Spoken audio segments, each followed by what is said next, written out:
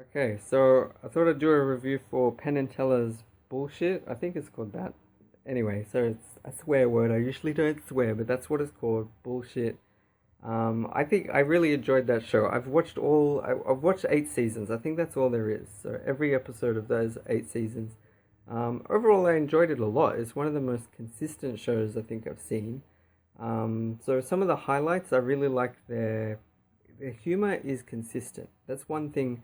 They never stop making jokes and being funny.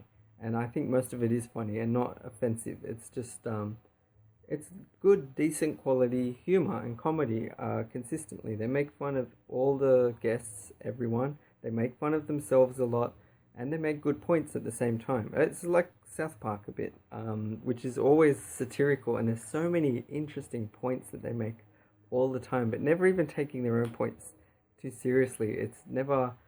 This is the first 3 seasons of South Park I'm talking about. I hate somewhere later it just got worse and worse. I hate the newer episodes of South Park. Hate it. But anyway, yeah, Penn and Teller. Let's see. Some other random things come to mind. In around season 6 or so, 5 or 6, they started using a lot of nudity. It's as if, and by all means, if they're doing a topic, sex or prostitution or something like that, it's natural that they're going to have some nudity. I don't mind if they show all of that stuff. That's fine. I think that's really good to just, not beat around the bush. It sounds like it's like a pun or something. But just they get to the point and they're not shy about showing it. I think that's another thing that's really, really good. Their frank honesty and directness. Even though I'm saying them because I think Teller helped write it, but it's so hilarious that he's always quiet. I should say, by the way, I was a fan of them as a kid because they were so funny and talented, and I really liked their shows. Kind of sarcastic and manipulative and almost kind of meta. They don't work the way other magicians work. They always sort of make you aware of the trick to some degree, but then they still trick you. It's really cool. They recognize that it's an art form, and I really like Penn and Teller Fool Us. But anyway, back to this show. Around season 5 or 6, yeah, it's like they hired nude models, and then it's like maybe the contract hadn't expired, so they kept using them. And I'm not against, female nudity or whatever nudity, but it became distracting, like literally, like the way something, any random other thing would be distracting, and it distracted from their points. I actually thought that was another thing they didn't. Overall, my favorite thing about the show is the people that explained their points of view and why they go ghost hunting or speak to dolphins or whatever it is. So many hilarious things. They're really interesting people and they're so sincere about what they care about and believe in and why they do it. And it's really hilarious or just interesting to see human beings in that kind of. Even though they do interrupt some people and cut them off, but most of that is for humor, for comedy effect, and to get to the point and to explain this, and they come back to people. I think they give everyone a fair shot to say what they want. I don't think there was any manipulation, but there is certain aspects in where they weakened their points. There were interesting issues that were raised by people that they could have addressed, and then they didn't, or they end up using nudity or something, and it just became okay. So you're just treating it as a frivolous joke rather than bringing up interesting points. Something I should say is almost all of it I completely agree with. I just think it's all complete bullshit, as the show says. But there were a few things I thought I actually learned or I changed my mind about. Recycling. I didn't know much about recycling, but I now feel, yeah, it doesn't make sense. If it was economically efficient to recycle, even Thomas Sowell has talked about this, my hero when it comes to economics. Companies would recycle. They would do that. There's no reason for them to avoid that, and I'm pretty sure it's happened at least a couple of times. Penn and Teller in the episode said maybe cans were one of the only things that it's economically worthwhile, efficient to recycle. Everything else, it costs more to recycle than it does to simply get a new thing. The only issue I would see is then, oh, the rubbish. The rubbish, where do we put it? But I think there are quite adequate landfills, places, as long as they're not too close to society. I'm pretty sure we can dig. Earth is huge, and as long as it's not toxic waste or anything that's like really bad for the environment, if it's buried somewhere, it's going to get smushed down and just become part of geology. It's like rocks, and I don't know if there's enough space. Anyway, so that's the thing. But the government's willing to recycle and force people to recycle because they don't have their money's not involved. Okay, but it's not efficient. So that was something I learned that I now believe in. So basically, it costs more to sort out all the recycling and to convert it eventually back into a useful form than it is to simply get new material. That's the issue, with the exception of one or two things, in which case companies would themselves be happy to do that anyway. What were some other things? So a lot of them were ridiculous that I like.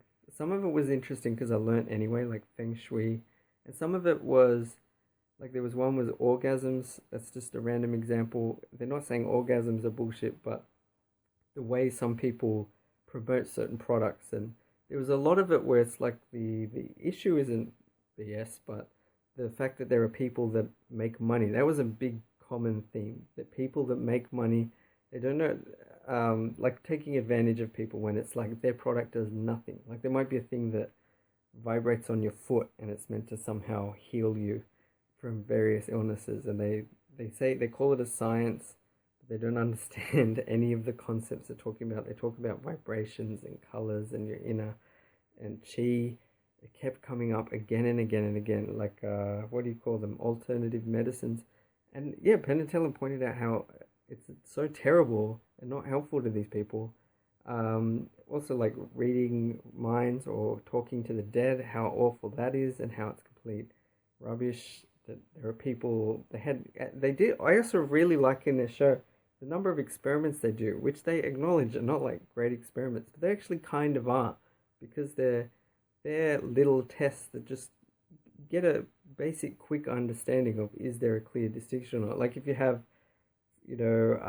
this like organic food and non-organic food or whatever, can people tell the difference? And people would taste one and taste the other and be like, yeah, I can taste the difference. And it might turn out they're the exact same, like two halves of a banana, the same exact banana cut in half. In other cases, they would get it wrong, or they'd only get it 50% of the time. They did that so many times. It was so interesting. Like it completely throws away, like disproves so many of these things in such a trivial, easy way. Again, not so much as like an official test, but as a like it makes it obvious that these things are complete rubbish. One highlight was water. I cannot believe people pay for bottled water, and I like how they did the whole signing a petition against dihydrogen oxide or whatever, like, and telling people completely the truth. It's a bit manipulative, I think. It's manipulative because you wouldn't call it dihydrogen oxide, you'd call it water. But it's funny that people didn't question it enough or were willing to sign. And yeah, they had people at a fine restaurant and they just had a hose water filling these different bottles and then saying this one is from this place, Mount Fiji, freshly, and they pour it into a wine bottle, and people were like, yes, yes, that one you can tell it. And then they'd give, and here's just tap one and be like, yeah, that's, and you realize how much of it is purely psychological. Same with other kinds of food compared to fast food. You take fast food and then you just rearrange it and make it look nice, presented at a restaurant. People are like, and they say, oh, how would you compare this to fast food? Oh, much better. It's way better. It confirms a lot of what I thought I already knew. Another thing though is not controversies, conspiracy theories. Okay, so one is the moon. It's insulting and frustrating that anyone doubts that human beings managed to get to the moon. It just boggles the mind. Like, what level of conspiracy? How would that be possible? I've actually heard interesting things, like apparently in 1969 or whatever, around that time, they had the technology, obviously, to go to the moon, but they didn't have the technology to fake it. They didn't actually, like the special effects. I don't know. I heard that somewhere. Maybe that's just an exaggerated sort of myth, but I think it's true. To have filmed it on a soundstage and to have achieved the exact effects and photos and all of that, I don't think they would have been able to pull it off. That's something I've heard, but I don't know if that's completely true. But anyway, the one that sort of changed my mind was the JFK one, and that's, I think, because my mum was always interested in that. So November 22nd, 1963, JFK was assassinated, by Lee Harvey Oswald. But the question is, was he the only one? It seems so. The impression I got was that the Warren Commission or whatever had pretty quickly come up with this is what happened, and it just felt like it was a bit rushed, and like they'd left out details, and also it seems suspicious. Like, why would someone randomly kill JFK? What's their motivation? Did someone pay them? Was the CIA angry with JFK? Who had he? You know, it's hard to keep track of, and the fact that Jack Ruby then killed Lee Harvey Oswald only a few days later or a week later, I forget. Like, why did he kill him? Did Lee Harvey Oswald know something? But anyway, Penn and Teller kind of convinced me, or that made me, for the first time, seriously just consider the simple possibility that, yes, Lee Harvey Oswald killed JFK and that's it. There's not much else to it. He might have been paid by someone to do it, although I'm not sure why you'd want to go to jail for that. He might have been pressured in some way. He might have just been crazy. That actually seems like the simplest explanation. And they went through a lot of the evidence, like the gunshots. I've heard things like there wasn't enough time. It's frustrating because I wish it seems like a simple scientific thing, but then Penn just demonstrated, he did 3 shots, and he did it quicker than Lee Harvey Oswald did. So that seems to back up that that's not an issue. Um, I'm assuming there were 3 shots, that it's clear. Like, people that were there would have been able to hear exactly how many shots, even with echoes. Um, then the other thing is, if people are suspicious about the grassy knoll or other places, you would think there should be some evidence, something. But there's nothing solid. So, if anything, I've learned over time, unless there's solid evidence, like it's probably nothing. You can't completely dismiss it, but it's probably nothing. Um, the other thing was the headshot where JFK appeared. I forget. It's back and to the left, back and to the left, or whatever, as they say in the movie JFK. Kevin Costner keeps repeating the footage. I think it's back and to the left. But they meaning that was interpreted as there must have been a shot from forward and to the right, from a different direction from wherever Lee Harvey Oswald was relative to JFK. Again, I don't know if I'm getting the exact details right, but then Penn and Teller demonstrated, like, you take a watermelon, you have this very solid thing around it or something creating pressure, and then you shoot it with a gun, the watermelon will actually move backwards.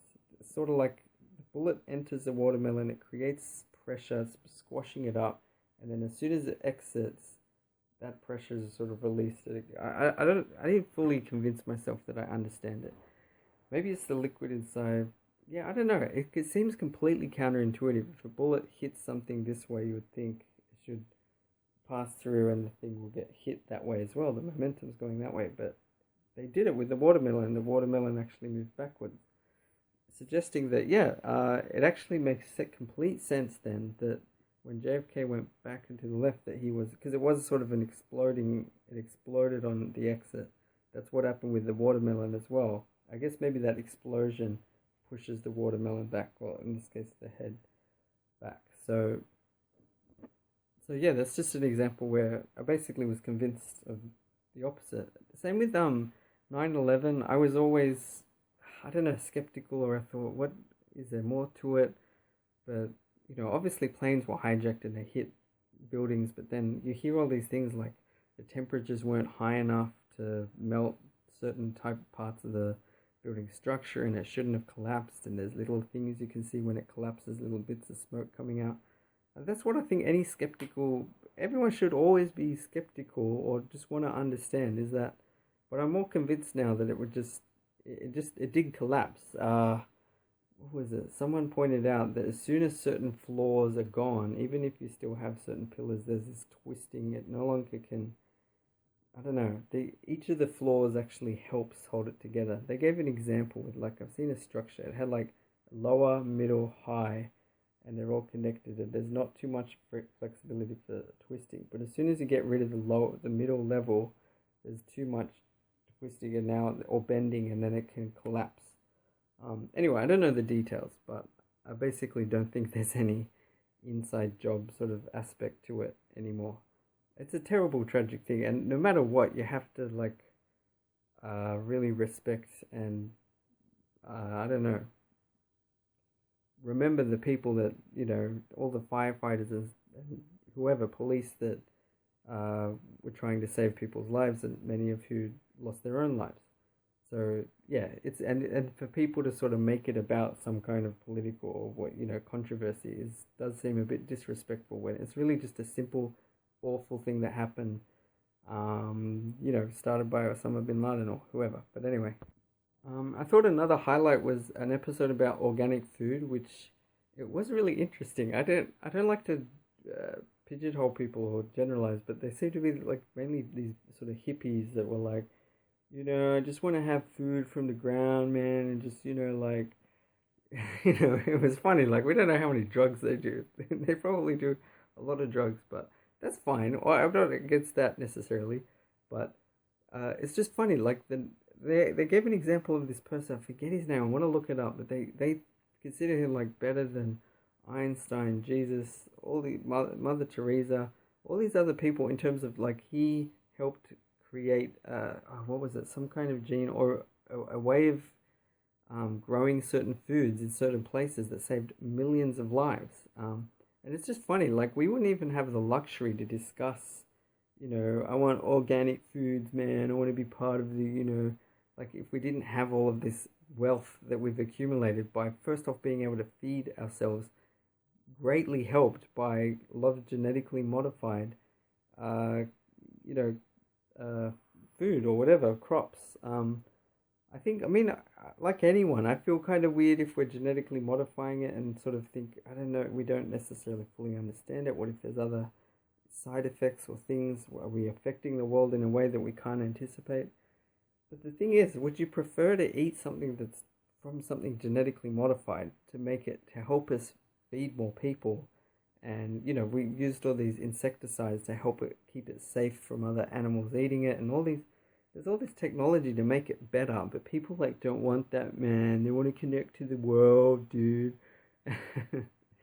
And I thought they gave a really powerful message at the end where Penn said, unless your kids are starving, you can't decide what, whether this can be used or not. It should be used to help people. Anyone that's starving, it's purely a good thing. And then later we can worry about making sure the food's safe and nice, and like we should do that anyway. But I don't know. Yeah, I just got the impression organic food is just sort of a silly gimmick that doesn't really mean anything.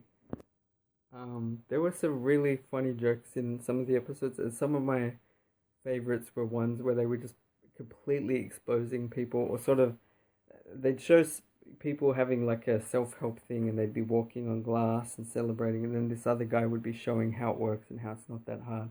They'd do a thing with an arrow, and this other guy would explain how it works, that it's not that dangerous or difficult. They had one with Feng Shui where they got people to come into a house and rearrange it, and they showed the three different Feng Shui experts did it in different ways and contradicted each other. And yet they asked the Feng Shui experts, and they'd say, no, it's just a science. There's only one way, and it's almost mean the degree to which they like expose some of these people. Even just the timing of some of it, seeing them explain something and realize they don't know what it is, or they just openly would admit it. It is kind of disturbing though as well, the number of people that buy these things, and it's because it sounds good. There's no doubt that there's a placebo effect, and it's in a way that's misleading even just to call it the placebo effect. Like it's different for everyone, and it's sophisticated and weird. I think like if you really believe something, you can heal. Like if someone's massive, getting acupuncture or something, or someone's helping you center yourself and access your chi or whatever, that might really help you, even if aspects of it are completely made up and don't have any concrete scientific basis. If it clicks for you, or if you are convinced that it's going to help, that's hugely powerful. But it's just interesting. It's as if I guess that's part of what Penn and Teller were saying in a lot of these cases is they don't have any problem with a lot of what the people are doing, just that they're being completely dishonest and ripping people off, like charging way too much for, there was one of them where there was like a person would help them self-help or something, and just basically wrote down all the things they edit. It's like all That's all she did. It was ask some questions, wrote down on a whiteboard, and it's like, and then just printed it off or gave it to them, and then that was it. And it's like $1,000 or something. So the prices were ridiculous for a lot of the things.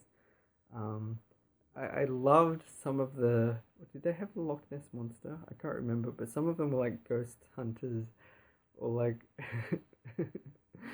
There were some highlights. Some of it is hilarious. So I don't know. I also really liked how they incorporated a bit of magic and a bit of comedy with Teller in particular, doing weird or funny things while Penn was talking. Sometimes they'd give away what the trick is. Sometimes they wouldn't. Sometimes it would be sort of, it was just kind of a cool magical thing they would do. Um, yeah. So anyway, I think I'll leave it there. I highly recommend it if you haven't seen it. I think, I would say it's like hilarious. Parts of it are hilarious. There are so many little highlights along the place. Even the environmental movement, I sort of realized. I think a lot of that's kind of silly.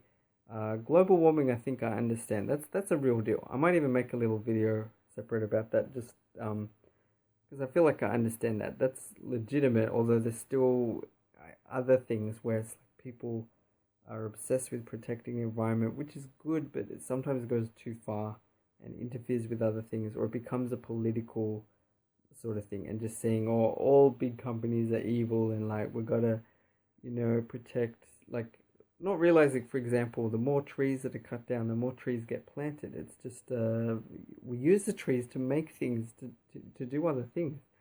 Um, I don't know. Anyway, yeah. So if you haven't seen it, watch it. Otherwise, yeah. Thanks for watching. Bye.